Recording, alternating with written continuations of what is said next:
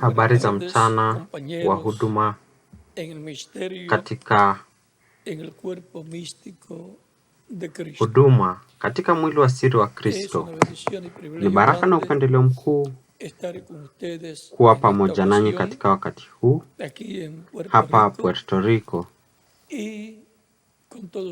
na pamoja nanyi wachungaji wote, wachungaji ambao wako katika mataifa mengine ambao katika nyakati hizi wanasikia na kuona kupitia mapeperusho ya moja kwa moja kutoka Puerto Rico. Salamu maalum sana kwa mchungaji Miguel Bermudez Marin mahali aliko katika nyakati hizi. Tutasoma fungu lililo muhimu ya Mambo ya Lawi mlango wa 23 mstari wa 23 hadi 24, ambapo inasema: Kisha Bwana akasema na Musa na kumwambia, nena na wana wa Israeli waambie, mwezi wa 7 siku ya kwanza ya mwezi utakuwa na kustarehe kwenu kabisa. Ni ukumbusho wa kuzipiga baragumu, ni kusanyiko takatifu.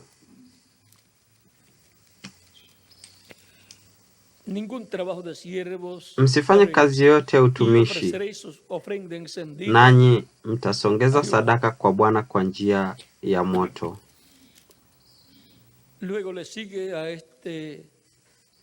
Kisha anaendelea na hilo fungu katika mstari wa 26 ambapo inasema: Kisha Bwana akanena na Musa na kumwambia, lakini siku ya 10 ya mwezi huo wa 7 ni siku ya upatanisho. Itakuwa kusanyiko takatifu kwenu, nanyi mtazitesa nafsi zenu, nanyi mtasogeza sadaka kwa Bwana kwa njia ya moto. Nanyi msifanye kazi yoyote siku hiyo, kwa kuwa ni siku ya upatanisho, ili kufanya upatanisho kwa ajili yenu mbele za Bwana Mungu wenu. Kwa kuwa mtu yeyote awaye yote asiyejitesa mwenyewe siku hiyo hiyo atakataliwa mbali na watu wake. Hebu Mungu abariki nafsi zetu kwa neno lake na tujalie kulielewa.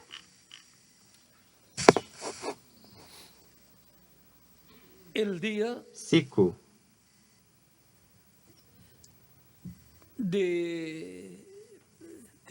ya mwezi wa 7 ama siku ya kwanza ya mwezi wa 7, kuna jambo lililo maalum sana katika karamu hiyo. Ni siku kuu ama ni siku ya kustarehe na siku ya kupumzika, na ni ukumbusho wa mlio wa baragumu, na ni mkutano mtakatifu. Mweza kuketi tafadhali.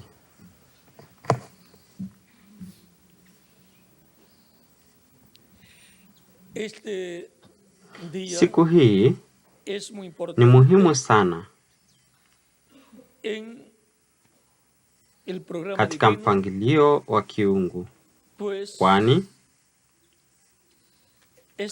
siku hii inatuambia kitu muhimu sana, na haitoi maelezo mengi juu ya sikukuu hiyo, juu ya ukumbusho huo.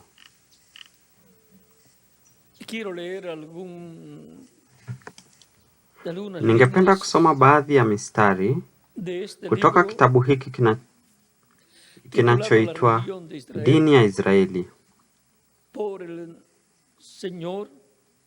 cha Bwana S. Bloch. Ni kitabu cha Kiyahudi. Kinasema, kumbukeni kwamba sikukuu hii kwa mlio wa tarumbeta ni siku ya mwaka mpya ambao watu wa Kiebrania wanaisherekea kwa sasa. Mwaka mpya wa Kiisraeli, siku ya kwanza ya Tishrei ni siku tukufu, yani siku kubwa na kutisha,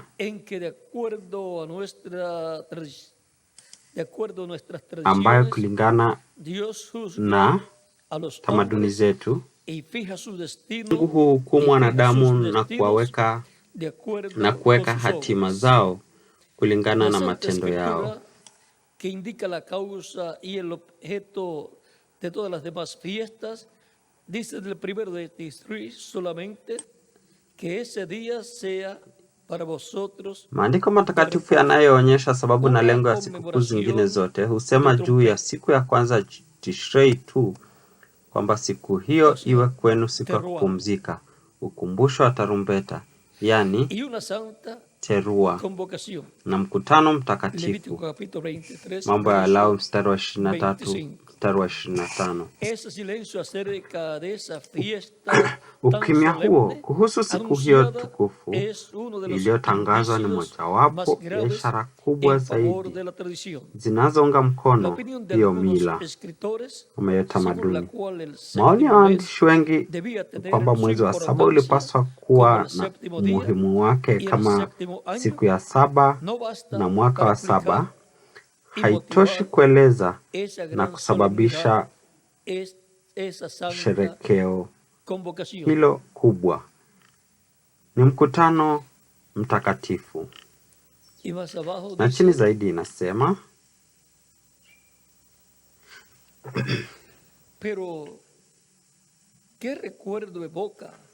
lakini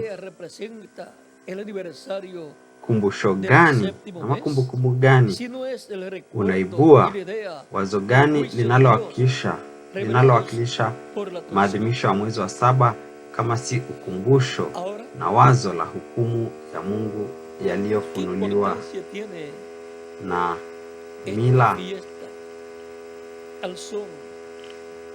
Sasa sikukuu hiyo kwa mlio wa baragumu ina umuhimu gani?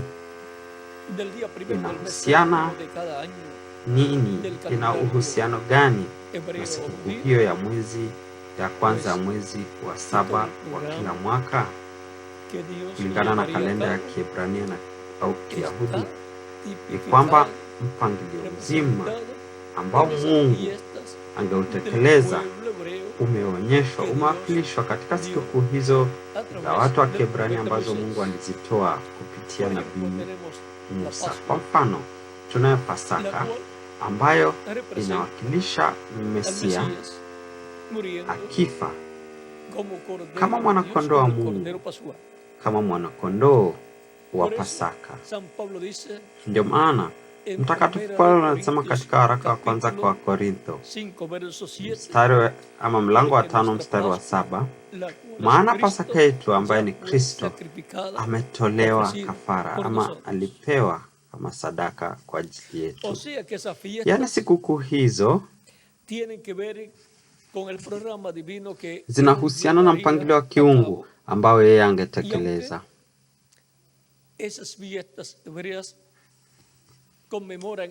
Na ijapokuwa sikukuu hizo za Kiebrania zinakumbuka kitu kilichotokea tayari, na kwa hivyo ni ukumbusho pia kwa hali ama kiwango cha kinabii, zinazungumza kuhusu kitu ambacho Mungu atafanya, ambacho kimewakilishwa au kuonyeshwa katika kile ambacho Mungu tayari alishafanya. Maandiko yanatuambia kwamba kile kilichokuwa tayari kipo na kile kitakachokuwa tayari kimekuwa, na Mungu kurudisha yaliyopita. Angalieni siku za wiki hii ambayo itaenda kuanza. Si tofauti bali ni siku zile za wiki iliyopita zikijirudia. Jumapili siku ya kwanza, Jumatatu ya pili, Jumatatu ama Jumanne ya tatu, Jumatano ya 4, Alhamisi ya 5, Ijumaa ya 6 na Jumamosi ya 7. Viernes el sexto y sábado el séptimo día. O sea, se repiten esos días mencionados. Yaani siku hizo nilizotaja kwa majina yao hurudiwa, lakini chini ya kipindi mpya, chini ya hatua mpya, na miezi pia ni hivyo hivyo.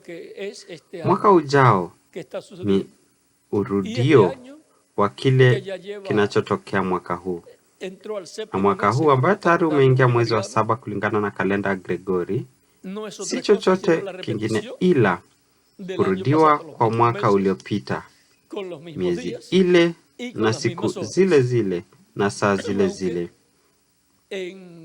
Ingawa baadhi ya miezi kuna tofauti, lakini angalieni, ni mwezi mmoja tu, ule wa Februari, wakati wa mwaka mrefu iko na siku moja zaidi. Kwa hivyo angalieni, mwaka hurudiwa na miezi ya mwaka, siku za mwaka, wiki za mwaka na saa za mwaka pia. Na hivyo ndivyo ilivyo katika mpangilio wa Mungu, kwa sababu mpangilio wa Mungu ni mkamilifu na Mungu hurejesha yaliyotokea tayari. Na sasa katika siku hizi tunapata ya kwamba kila ambacho Mungu angefanya tayari alifanya katika nyakati zingine. Sikukuu hizo, tazameni, ambazo zilisherehekewa au zinasherehekewa miongoni mwa watu wa Kiebrania, zinatoa ushuhuda wa kitu ambacho Mungu tayari amekifanya, na sasa baadaye Mungu atakifanya tena katika kipindi kingine cha kiungu. Na kwa hiyo kile kivuli na mfano, ama ile ni kivuli na mfano ya kile ambacho Mungu atafanya. Kwa hiyo sikukuu za Kiebrania ni za kihistoria, zinakumbuka matukio ya kihistoria, na pia ni za kinabii kwa sababu zinazungumza juu ya kile ambacho Mungu atafanya. Na sasa tuliona Pasaka ambayo ilifanywa pale Misri na Musa na watu wake, na ilikuwa kwa ajili ya kuhifadhi maisha ya wazaliwa wa kwanza wa Kiebrania. Na wale ambao hawakuwa chini ya sikukuu hiyo, chini ya Pasaka, wazaliwa wa kwanza wa Misri walikufa, hata wanyama. Kisha tunapata sikukuu zingine zilizotekelezwa ambazo zinatutolea ushahidi wa kitu kilichotokea zamani. Sikukuu ya mganda uliotikiswa ambayo inawakilisha Kristo aliyefufuka. Sikukuu ya Shavuot au Pentekoste ambayo inakumbuka siku ambayo sheria au ile mbao za sheria zilitolewa na Mungu kwa Musa. Na kisha tunapata la fiesta de las trompetas, sikukuu ya baragumu, la cual ambayo está ahí iko pale en el día de año nuevo, katika siku ya mwaka mpya que el pueblo hebreo ambayo watu wa Kiebrania conmemora cada wanaikumbuka kila mwaka. Na eso nos habla hiyo inatunenea del día, juu ya siku. Vean aquí, tazameni hapa inasema, inazungumza juu ya kuna ukimya pale, kwa sababu hayo yote yanahusiana na siku kubwa na ya kutisha Bwana ambayo inazungumzwa na Malaki mlango wa 4 mstari wa 1 na kuendelea, ambapo inasema, vamos a verlo aquí. Hebu tuione hapa. Capítulo 4 verso 1 y adelante. Mlango wa 4 mstari wa kwanza na kuendelea inasema, He aquí viene el día ardiente como un horno. Kwa maana angalieni, siku ile inakuja inawaka kama tanuru, na wale wote wenye kiburi nao watenda uovu watakuwa makapi, na siku ile inayokuja itawateketeza, asema Bwana wa majeshi, hata itawaachia shina wala tawi. Yani ni siku, wakati wa kutisha katika mpangilio wa kiungu, ni wakati wa hukumu ya kiungu, na hiyo iko ndani yake sikukuu ya baragumu, siku ya mlio wa baragumu. Lakini inasema, lakini kwenu ninyi mnaolicha jina langu, jua la haki litawazukia. Hiyo ni kuja kwake Mesia,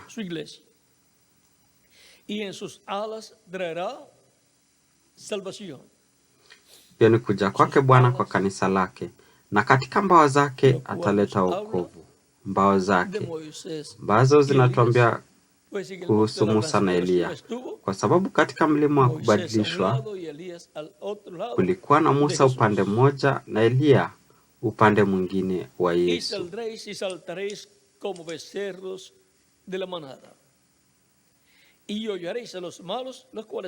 Nanyi mtatoka nje na kucheza kama ndama wa mazizini, nanyi mtawakanyaga waovu, maana watakuwa majivu chini ya nyayo za miguu yenu. Katika siku ile nifanyayo, asema Bwana wa majeshi. Na wakati wa ufalme wa milenia, Bwana wa Mungu atatembea juu ya majivu ya waovu, ambao watakuwa wamechomwa, kwa sababu wakati wa dhiki kuu moto utawateketeza waovu, kwa sababu itakuwa siku yenye moto kama tanuru. Na kwa hivyo ile mionzi ya radioactivity itatolewa wakati huo, ambao umehifadhiwa katika mabomu ya nyuklia. Yani kutakuwa na vita vya ulimwengu wakati wa dhiki kuu, na hiyo italeta matokeo mabaya kwa jamii ya wanadamu. Kwa hiyo mnaweza kuona kwamba mchungaji William Branham anazungumza kuhusu hali ngumu kwa Amerika Kaskazini, ambapo itashambuliwa katika vita na itaathirika sana, yani Amerika ya Kaskazini. Enemigos tiene de más, y muchos de ellos están bien preparados. Iko na maadui wengi, na wengi wao wamejiandaa vizuri. Lakini vita hivyo vitakuwa visivyoweza kuepukika, kwa sababu viko katika maandiko na vinapaswa kutimizwa. Inasema, kumbukeni sheria ya Musa mtumishi wangu, ambaye nilimwagiza huko Horebu, amri na sheria kwa Israeli yote. Na hapa inatunena kuhusu Musa na sheria na amri na sheria ambazo Mungu alizitoa kupitia Musa. Kwa hiyo huduma ya Musa itaonekana tena katika wakati huu wa mwisho. Angalieni, na watumia nabii Elia kabla haijaja siku ile ya Bwana iliyokuu na kuogofya. Na huduma ya Elia pia itaonekana, ambayo ni ile mizeituni miwili ya Zekaria mlango wa 4 mstari wa 11 hadi wa 14, na pia au ya 9 hadi 14, na pia Ufunuo mlango wa 11 mstari wa 3 na kuendelea. Na aitageuza mioyo ya baba iwaelekee watoto wao, na mioyo ya watoto iwaelekee baba zao, ili nisije nikaipiga dunia kwa laana. Yani kabla Mungu aipige nchi kwa laana, lazima wajumbe hao watokee. Elia lazima aonekane ili kufanya kazi kwa ajili ya watu wa Mungu. Atafanya huduma hiyo pamoja na kanisa ya Wayahudi au Waebrania, na inahusiana na zile kabila 10 zilizopotea za ufalme wa kaskazini, yani Israeli, ambazo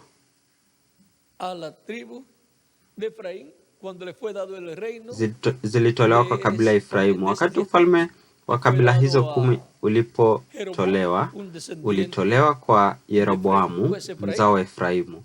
Kwa sababu hiyo Efraimu ndiye aliye na baraka ya mzaliwa wa kwanza, kwa sababu baraka hiyo ilitolewa kwa Yusufu na ikapita kwa wana wa Yusufu. Na hivyo basi, katika wakati huu wa mwisho, baraka ya Israeli itatoka kwa Efraimu, kwa sababu Efraimu ndiye aliye na baraka ya mzaliwa wa kwanza, na Israeli, yani watu wa Kiebrania ambao wako na taifa huru na lenye kujitawala, inahitaji baraka mzaliwa wa kwanza, na kwa hivyo inahitaji kukusanywa kwa kabila zote, kukusanywa kwa kabila zake zote zilizopotea, kwa sababu katika moja yao, katika kabila ya Yusufu, kuna baraka mzaliwa wa kwanza iko kwa Efraimu. Na kabila za kaskazini, kwa sababu zilitawanywa na kupotea, zilitawanywa na kupoteza utambulisho wao kama kabila, na zikachanganyika katika mataifa ambayo zilitawanywa kwao. Baadaye tunakuta kwamba maelfu au mamilioni ya wazao wa kabila hizo wamekuwa wakiingia katika Agano Jipya na kuingia katika jamii ya Kristo kama wauminio wa Kristo, yaani katika jamii ya Kristo. Kupitia miaka hii 2000, mamilioni ya wazaliwa, mamilioni ya wazao wa kabila 10 zilizopoteza ufalme au nyumba ya Israeli, ufalme wa kaskazini, wamekuwa wakiingia, na kwa hivyo wameingia katika Agano Jipya ambalo Mungu alisema atalifanya na nyumba ya Israeli. Hiyo katika Yeremia mlango wa 31 mstari wa 31 hadi 36, na katika mlango wa 31 mstari wa 9 na kuendelea. Pia kitabu hicho cha Yeremia inatutambulisha Efraimu, na inasema Efraimu ni mwana wangu, mzaliwa wangu wa kwanza. Hivyo hivyo alisema hivyo hivyo kwa Israeli kwa Musa alipomwambia amwambie Farao, Israeli ni mwanangu, mzaliwa wangu wa kwanza, na kwa hivyo ina baraka kubwa. Kama Israeli ilivyotolewa Misri na kuletwa kwenye nchi iliyoahidiwa, pia ufalme wa kaskazini, ufalme wa Israeli,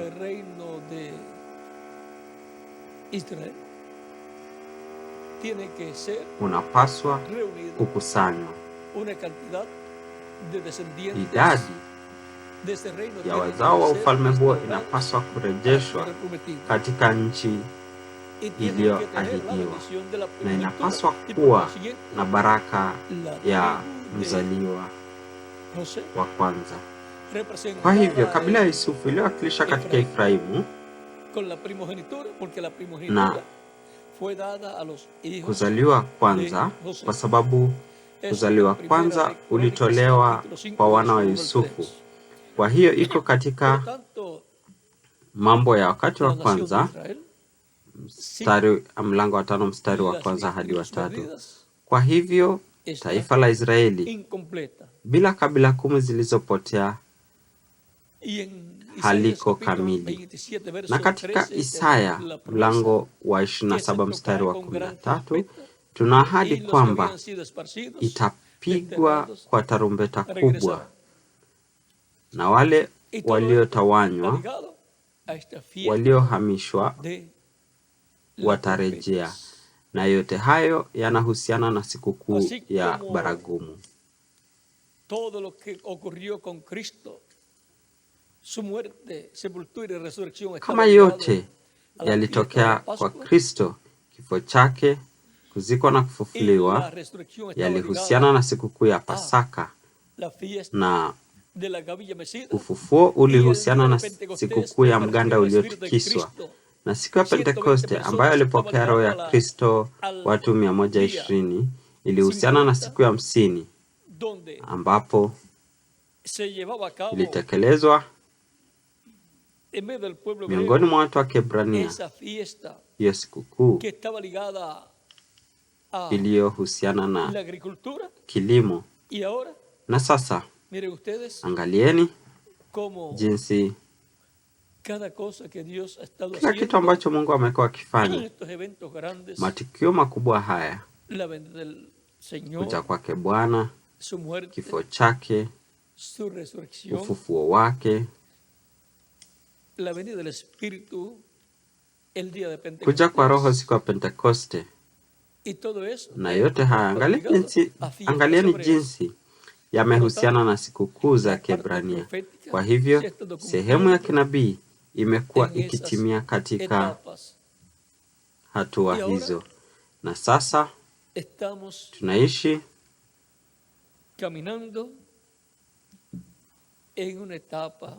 ama tunatembea katika hatua muhimu sana. Sasa pia kumbukeni kwamba kipindi cha neema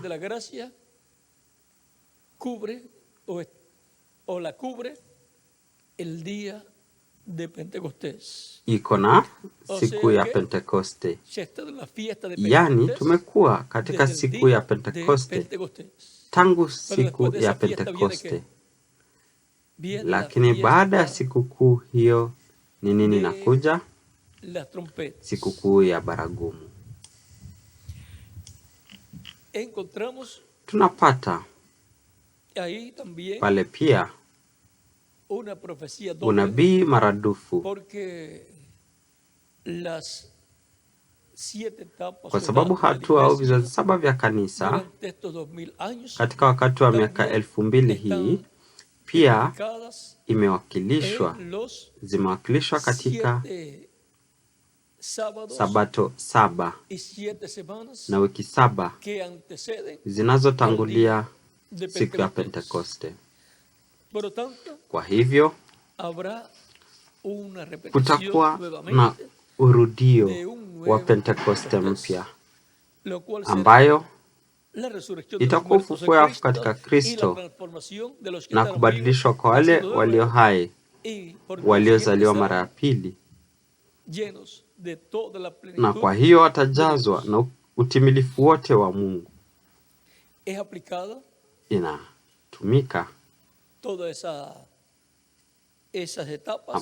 hizo hatua zote zinatumika kwa kanisa kama mwili wa kiroho ya waaminio pia.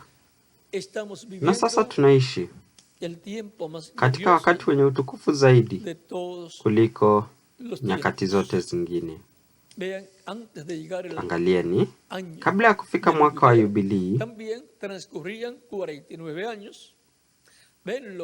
kuna miaka 49. Unaona?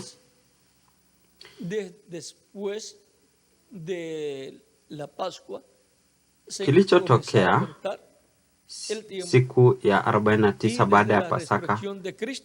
Baada ya Pasaka wanaanza kuhesabu wakati, na tangu ufufuo wa Kristo wanaanza kuhesabu wakati hadi siku ya Pentekoste, na ni siku ya 50. Lakini Kristo hakuambia kwamba siku 50 baada ya ufufuo wake watapokea Roho Mtakatifu. Mungu anaacha mambo mengi katika siri ili atimie na asivurugwe na adui. Sasa kama kulikuwa na siku 49 na siku ya 50 ilikuwa siku ya Pentekoste, ambapo walipokea roho wa Kristo. Sasa pia tunapata kwamba kuna miaka 49 na kisha inakuja mwaka wa 50, mwaka wa Yubilii, mwaka ambapo watumwa wanarejea kwa familia zao wakiwa huru. Mali zinarejea kwa mwenyeji wake wa asili bila kulipa chochote, na haya yote yanayoonyesha kile kitakachotokea katika wakati wa mwisho. Baada ya vizazi 7 zinazowakilisha ama zilizo ndani ya miaka zilizowakilisha ndani ya hiyo miaka 49, baada ya hayo inakuja mwaka wa 50 unaolingana na mwezi unaolingana na kizazi cha jiwe la pembeni. Na ikiwa tunahesabu miaka ya Sabato, yani mwaka wa 7 wa kila wiki ya miaka, kizazi cha jiwe la pembeni, tazameni, inaambatana na mwaka wa sikukuu 8, kwa sababu mwaka wa sikukuu ya 7 unaambatana na kizazi cha 7 cha kanisa. Yani tunaona hizo vipindi ama mizunguko hiyo ya kiungu. Kwa hiyo ufufuo ya wafu katika Kristo na kubadilishwa kwa walio hai haukuweza kutokea katika kizazi chote miongoni mwa zile 7 za kanisa. Umekuwa umewekwa kutokea kwenye kizazi cha jiwe la pembeni, ambaye ni kizazi cha mwaka wa Pentekoste, kizazi cha 8 cha kanisa, lakini ambayo ni kizazi cha milele. Inaingia katika umilele kwa sababu inaingia katika mzunguko, yani cycle, ambapo kila kitu kinarudi katika mmiliki wake wa asili. Na kwa hivyo wateule wa Mungu watarejea kwa maisha ya milele ya kimwili pia. Na sasa katika mpangilio wa kiungu, angalieni, kama katika wakati wa Musa na mfalme Sulemani, tazameni, Sulemani anahusiana na hekalu ambalo ni hema ambapo Mungu alikaa, ni hekalu. Na Musa anahusiana na hema ambapo kwa amri ya kiungu alijenga huko jangwani, na ambalo lilikuwa hema lililohamishwa, yani a mobile tent. Walihamisha, walivunja na kulibeba mahali walipoenda. Huduma ya Musa imeahidiwa kurudiwa katika wakati huu wa mwisho, kwa sababu kutakuwa na nabii kama Musa uwanjani, na Wayahudi wanajua na wanangojea nabii kama Musa, na wanajua kwamba huyo atakuwa ni Masia kwao, na wanamngojea Elia pia. Na huduma ya Musa inahusiana na hema, yani hema ambalo lilijengwa jangwani na likasafiri nao hadi kuingia kwa wakati fulani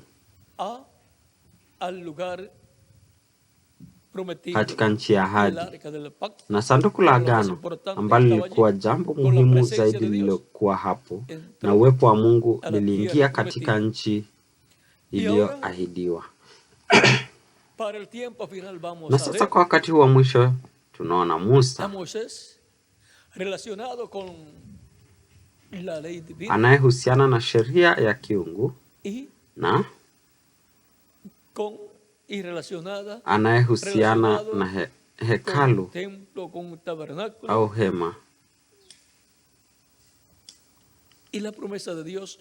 Na ahadi ya Mungu ni kwamba kutakuwa katika wakati wa mwisho na udhihirisho kamili wa Mungu, kwa nguvu ya Mungu kudhihirishwa katika ukamilifu wake wote, ambapo hakutakuwa na vizuizi kuhusu dhihirisho za nguvu za Mungu, na ambapo kufanywa wana wenye mamlaka wa Mungu itadhihirishwa. Pale kutakuwa na huduma ambayo itakuwa imefanya mwana, na hivyo basi kwa neno la uumbaji likinenwa kutatokea na mambo ambayo katika nyakati zingine haikuonekana miongoni mwa watu wa Mungu, lakini ambayo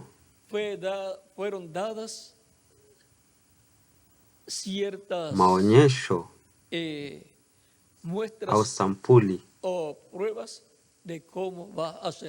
fulani ilitolewa ya jinsi itakavyokuwa. Kupitia mchungaji William Branham, Mungu alionyesha hizo sampuli, yani alileta mifano ya jinsi itakavyokuwa. Wakati alisema kwamba aliona mkono wenye nguvu wa Mungu ukidhihirishwa mara 5, angeweza kuona zaidi, lakini alitumia, ama labda aliona zaidi, lakini alitumia 5 kwa sababu ni idadi au namba ya neema. Ufufuo wa samaki mdogo ambaye tayari alikuwa amekufa, ambacho kinawakilisha ufufuo wa wafu katika Kristo, kwa sababu waamini katika Kristo wanawakilishwa katika samaki. Kristo aliwaambia mitume wake, nifuateni nami nitawafanya wavuvi wa watu. Ufufuo wa samaki huyo mdogo ulikuwa kwa neno lililonenwa. Ni neno la uumbaji ambalo Mungu aliweka katika kinywa cha nabii huyo wa Mungu. Pia uponyaji wa mke wake ulikuwa kwa neno la Mungu, neno la uumbaji likinenwa. Yeye ako Jeffersonville, Indiana, na yeye akiwa huko, Branham akiwa huko Arizona, tuseme. Yani hakuna umbali kwa ajili ya dhihirisho la neno la uumbaji likinenwa. Kumbukeni kwamba Yesu katika nyakati mbalimbali alinena neno kwa watu ambao walikuwa katika eneo lingine, na wakati watu ambao walikuwa wamekuja kuomba uponyaji ya watu hao, watoto hao watumwa, walipofika mahali ambapo walikuwa hao watu, baadaye walipata kwamba tayari walikuwa wamepona. Walikuwa wamepona katika saa ambapo Yesu alinena neno. Yani hakuna umbali kwa neno hilo la uumbaji ambalo litakuwa likinenwa. Hiyo itakuwa ni huo utakuwa ni upanga wa Mungu utakaotoka kwenye kinywa cha Bwana, ambacho ni neno la uumbaji la Mungu. Pia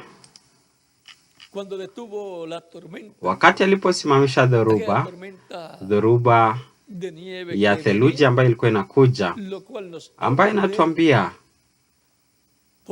kuhusu nguvu na udhibiti wa asili, yani control of nature. Na pia inatuambia kuhusu uumbaji wa misongareli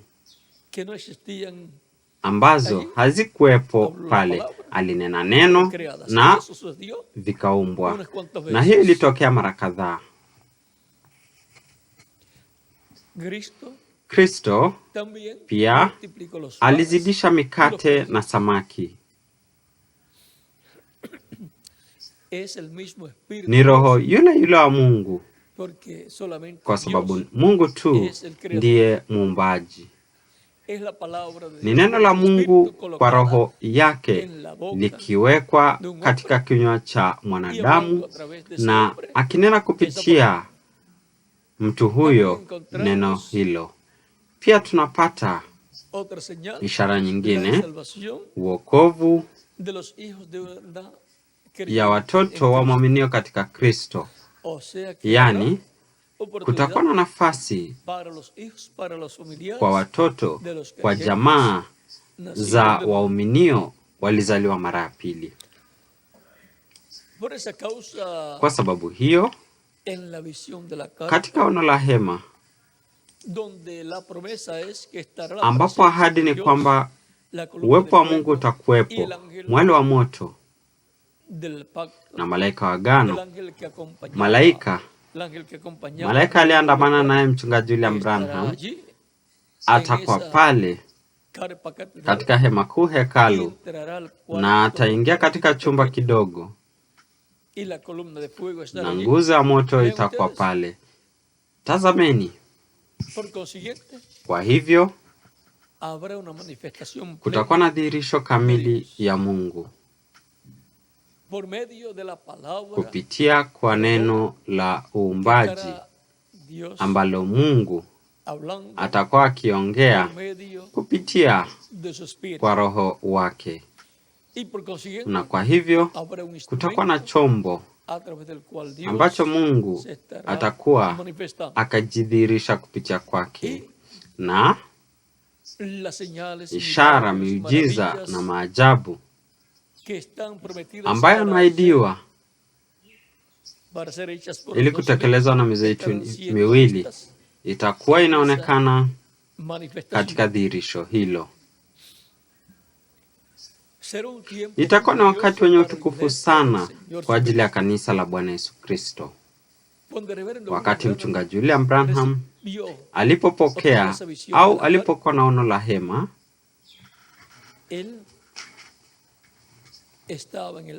alikuwa angani, yani hewani, na alitaka kushuka lakini hakuweza. Alienda mahali fulani, aliona hema kuu hekalu ambayo hakuwahi kuiona maishani mwake, na ilikuwa kubwa.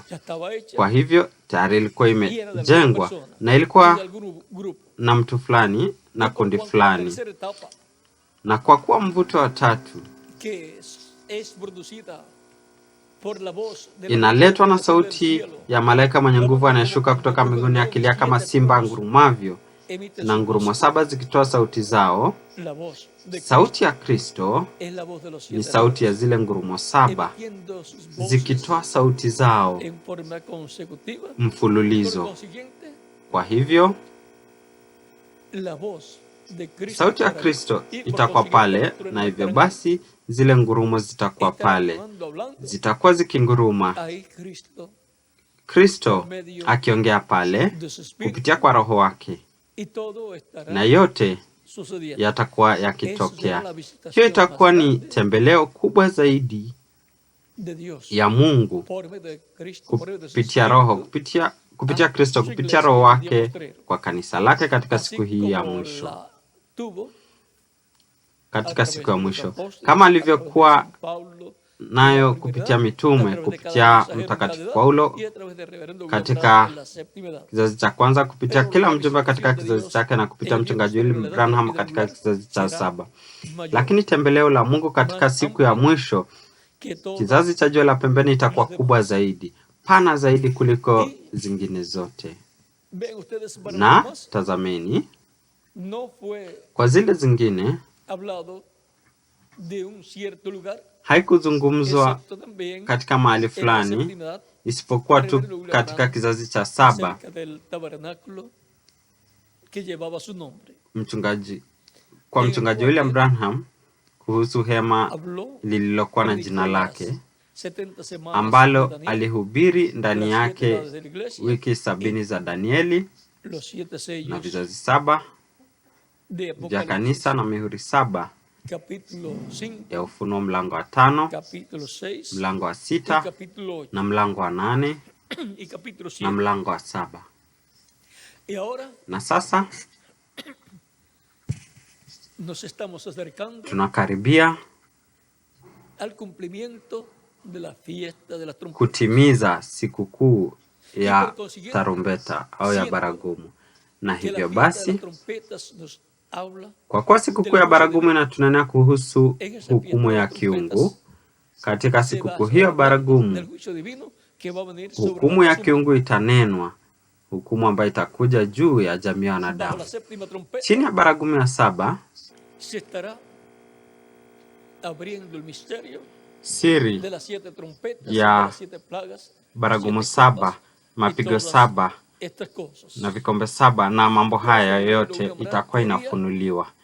Ndiposa mchungaji William Branham alitaka kuwa na hema kuu ili kuhubiri baragumu, vikombe, mapigo yaliyo katika vikombe hivyo.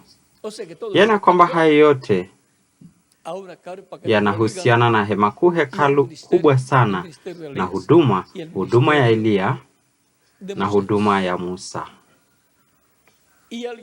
Na mtu fulani katika eneo fulani lazima afanye kazi pamoja na waaminio katika eneo hilo na eneo zote.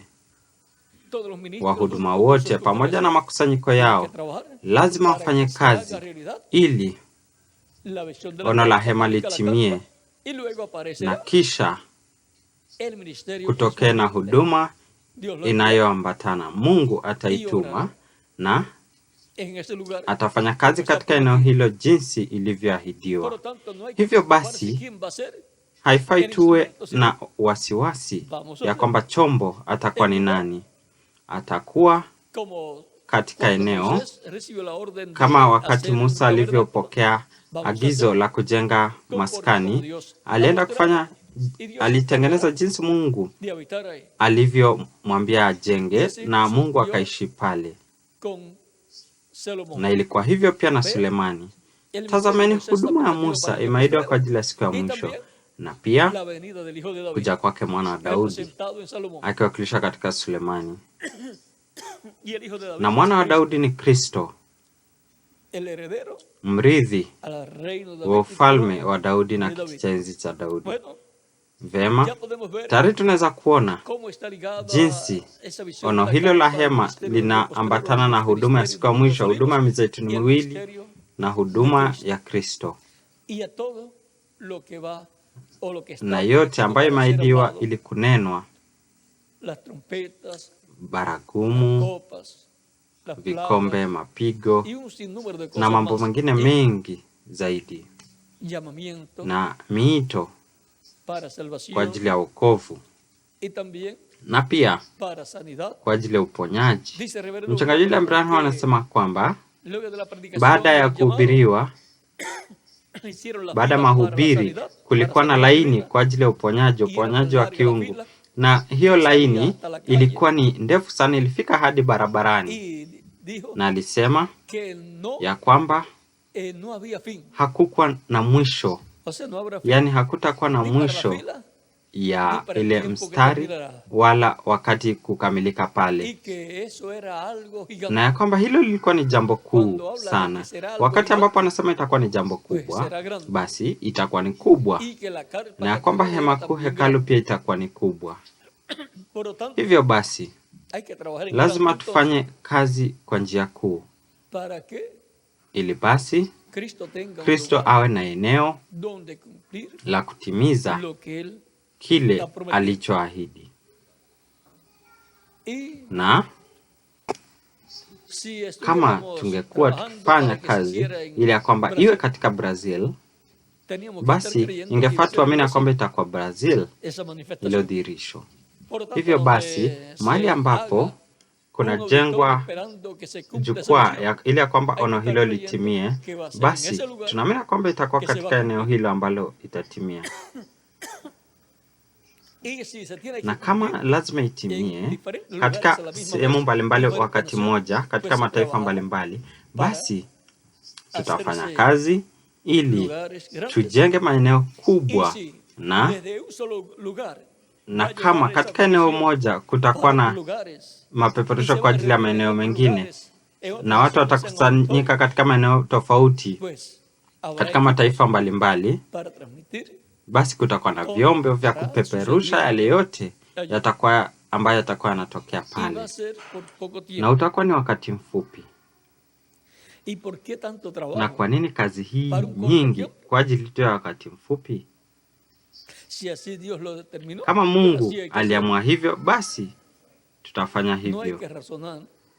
Haifai tufikirie, bali kuamini na kufanya.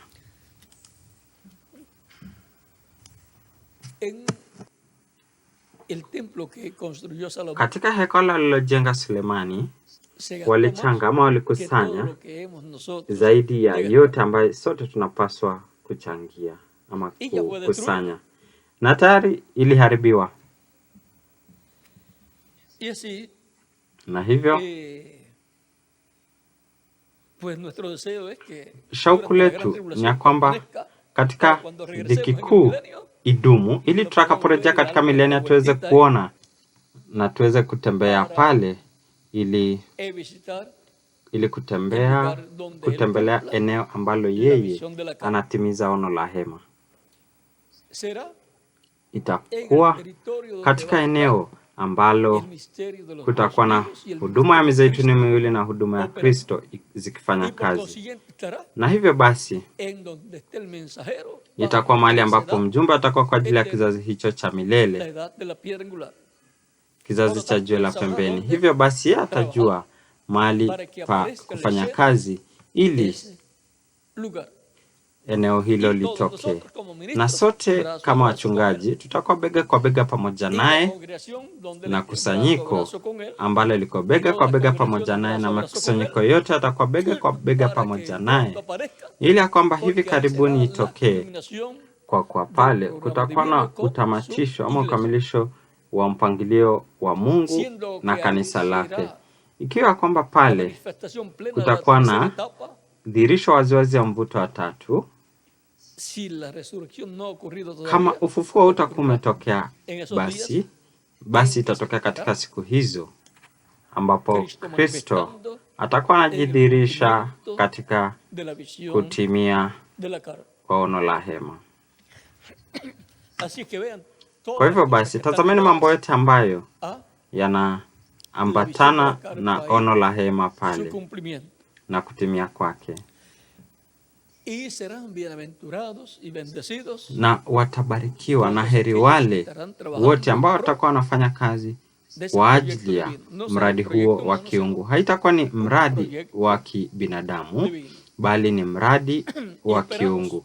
Na tunatarajia ya kwamba kuwe na wingi hadi fanyike kama ilivyofanyika katika wakati wa ujenzi wa maskani na katika wakati wa ujenzi wa hekalu la Sulemani, ya kwamba Mungu ibidi aseme hakuna matoleo tena kwa ajili ya ujenzi, tayari imetosha.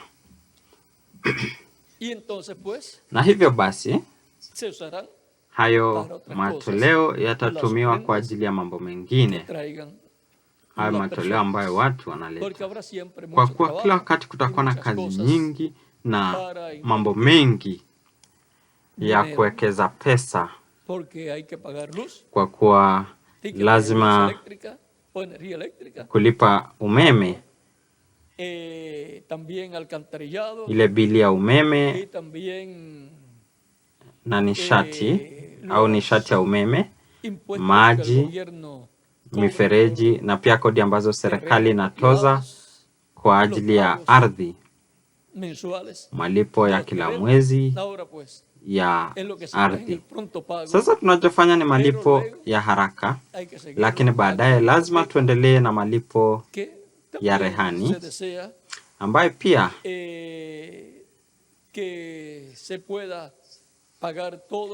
tunataka iweze kulipwa haraka iwezekanavyo, na hali kadhalika. Lakini itakuwa uwezekanaji bora zaidi ambao tutakuwa tukifanya, na tutakapomaliza kulipa itakuwa na thamani zaidi kuliko ilivyo tugharimu. Yote mali yote ambayo tutakuwa tumenunua zitakuwa na thamani zaidi. Yani ikiwa tutauza, tutapata zaidi kuliko tulivyolipa wakati wa kununua. Ni ya kwamba hakuna hasara kwa watu wa Mungu, na Mungu atatoa thawabu kwa wale wote waliotenda kazi katika mpangilio ambao umeahidiwa ili kutekelezwa. Na heri wale ambao wanafanya kazi katika mpangilio huo. Hatufanyi kazi kwa kuwa tunataka mahali kubwa, kwa sababu hata tuko na moja na hata haijajaa. Tunafanya kazi kwa msingi wa ahadi ya kiungu kwa ajili ya mpangilio wa Mungu. Na hiyo, kwa hivyo tunafanya kazi kwa njia hiyo, na tunatarajia kwamba wote waelewe hivyo, wahuduma wote, ili wao pia wafanye kazi bega kwa bega na Puerto Rico, na wahuduma wote wa Puerto Rico na kusanyiko la Cayey na kusanyiko lote la Puerto Rico. Mimi naunga mkono kazi hii ambayo inatekelezwa, ambayo inafanywa ya Hema Kuu Hekalu Puerto Rico. Naunga mkono na moyo wangu wote na nguvu zangu zote na yote nilionayo na yote ambayo Mungu ananipa. Lengo litakuwa kuona kutimia kwa ono hili la hema. Na mtu yote anaweza kusema, na ikiwa si hivyo, basi itakuwa katika mahali pengine, na tunataraji kwamba hiyo itajaa na kutakuwa na mapeperusho hadi hapa. Ikiwa kuna mtu yote mwenye shaka, basi tutakuwa tunangojea mapeperusho kutoka mahali itakapokuwa. Lakini hakuna mwingine aliyechukua mradi huu kwa uzito ili kuitekeleza. Na huko Puerto Rico wameichukulia kwa uzito kwa sababu wameamini, na wahuduma wote wanaofanya kazi bega kwa bega na Puerto Rico na wameichukua kwa uzito, kwa sababu ni neno la Mungu kwa kanisa lake kwa wakati huu wa mwisho. Kwa hivyo mimi nashukuru ya kwamba wahuduma wote wamechukua kwa uzito, yani taken it seriously, kile kilichoahidiwa, na wanafanya kazi kwa ajili ya mradi huu wa kiungu. Na Mungu awabariki na watumie kwa njia kuu katika kazi hii, na waendeleze kwa njia kuu makusanyiko yenu, kwa njia ya kiroho na kwa njia ya kimwili vile vile. Na aongeze katika kila siku makusanyiko yenu, na muwe makusanyiko makubwa, na mpokee baraka zote ambazo Mungu analeta kutoka eneo hili ambalo linajengwa.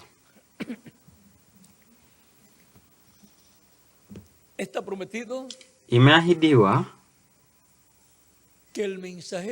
ya kwamba mjumbe wa Israeli, malaika wa agano ambaye ni Kristo, Roho Mtakatifu, atakuja. Na huyo ni mjumbe wa Israeli. Lakini atakuja kwa ajili ya kanisa, kwa ajili ya biharusi wake. Na wakati Wayahudi atakapomwona akija kwa ajili ya kanisa lake, biharusi wake, watasema, huyu ndiye yule ambaye sisi tunamngojea. Watamwona miongoni mwa kanisa la Bwana Yesu Kristo. Na kama hawatamwona mbeleni, watamwona katika kutimia kwa ono la hema. Na watasema, nabii kama Musa, hadi ako na maskani, hema, kama Musa. Tutaiacha kimya pale, na baadaye tutaona hayo yote wakati itakapokuwa ikitimia waziwazi. Mimi na nyinyi tumekuwa tukiona ile ukaribiano ambao Wayahudi wamekuwa wakikaribia. Tunajua kwamba kuna jambo kutoka kwa Mungu, na vema, kwangu imekuwa ni upendeleo mkuu kwa pamoja nanyi katika wakati huu, ili kushiriki nyakati hizi za ushirika za kihuduma pamoja nanyi, na kwa siku kuwajulisha habari za hivi punde ya kile kinachotokea katika mpangilio wa kiungu, na jinsi ya kufanya kazi ili ono la hema litimie. Katika siku hizi basi, Puerto Rico pamoja na huduma wote na makusanyiko yote wanatia juhudi kubwa sana, lakini Mungu ataenda kuwathawabu. Hivyo basi nawapongeza wote walio Puerto Rico na wote walio katika mataifa mbalimbali wa huduma na makusanyiko yote kwa ajili ya juhudi hiyo kuu ambayo wanatekeleza kwa ajili ya ili kabla ya siku ya 30 kufika wawe na idadi fulani kwa ajili ya malipo ya ardhi ambayo inanunuliwa kwa ajili ya kazi ya Mungu, kwa kuwa inahitaji shamba kubwa ya kuegesha magari na ya watu kutembea. Katika Puerto Rico sio kama mataifa mengine. Katika Puerto Rico, katika manyumba, wakati mengine wako na gari moja, magari mawili, matatu kwa watoto. Kila moja pia anataka kuwa na gari yake, na wanapoenda kazini, mmoja anatoka saa hii, mwingine anaenda saa nyingine, na wanaingia katika magari yao kila mmoja, watoto pia katika gari zao. Na kama kuna watoto 5, basi kila mmoja utapata ako na gari yake, na ni magari mengi. Hivyo basi inahitaji mahali pa kuegeza, yani parking space, ili kutosheleza magari mengi, na pia kwa ajili ya basi, kwa kuwa katika wakati huo kutakuwa pia na mabasi yatakayokuja. Hivyo basi inahitaji nafasi kubwa, na ili watu pia kutembea, na hivyo basi tunataka kuwa Puerto Rico inataka kuwa na vifaa vyote kwa ajili ya watu, na hiyo ni mzuri sana. Msiwe na shauku ya kwamba watu wote wakuwa wamebanwa, bali wawe na faraja, yani comfortable, ili kusikia sauti ya Mungu na kupokea baraka za Mungu. Jinsi nilivyosema, ni Missionary Dr. Miguel Bermudez Marin ndiye anayesimamia sehemu hii ya kazi, ili kupokea fedha kwa mradi wote unaotekelezwa kutoka ardhi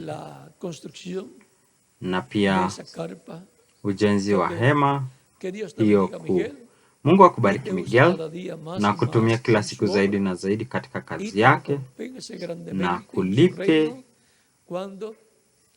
thawabu kubwa katika ufalme wake, wakati Kristo atakapolipa kila mtu atakapolipa thawabu kwa waumini wote, na pia kwa huduma wote ambao wako bega kwa bega, ambao wamekuwa kufanya kazi bega kwa bega na mpangilio wa Mungu kwa wakati wa mwisho,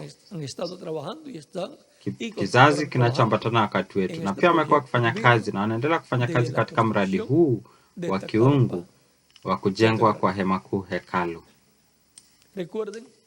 Kumbukeni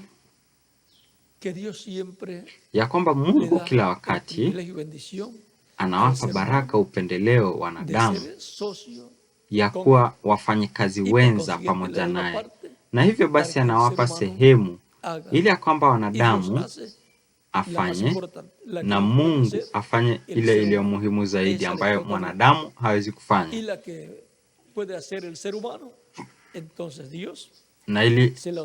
na ile ambayo binadamu anaweza kufanya, basi Mungu humpa binadamu ili aifanye na awe na sehemu katika kazi ya Mungu kwa wakati anaoishi.